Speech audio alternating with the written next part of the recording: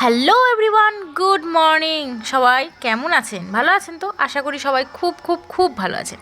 আজকে সকালবেলা ভালোই ঠান্ডা পড়েছে, তাই একটু চাদর মুড়ি দিয়ে দেখতে এসেছি। আমাদের ঘরের পেছনটা ভালোই পরিষ্কার করা হয়েছে। কি বলুন তো, কচু গাছে এত ভরে গেছিলো, তাই পরিষ্কার করে নিল। আর এইদিকে আমি চলে এলাম তুলসী পাতা তুলতে। কী হবে বলুন তো, এই যে আমার ছানাপুনেদের খুব ঠান্ডা লেগেই থাকে, এই ঠান্ডা পড়তে না পড়তেই, তাই রোজই চেষ্টা করি একটু তুলসী পাতার রস করে মধু দিয়ে। আর মধুটা হচ্ছে আমাদের খাঁটি, একদম মৌচাক থেকে তুলে নিয়ে এসে জাল দিয়ে কোটোয় রেখে দিয়েছি। পড়ে না জানো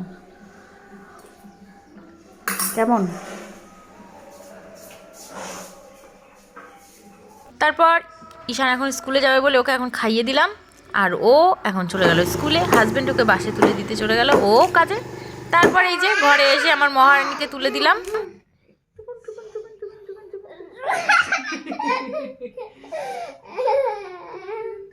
শীতকাল আসলেই না আমার বিরক্তের কাজ হচ্ছে লেপ কম্বল ভাঁজ করো, আবার এই একদিন যেতেই পারে না, আবার গিয়ে লেপ কম্বল রোদে দাও, একটু গরম গরম করো। আবার গরম গরম করলে লেপ কম্বল শুতে দে সেই মজা।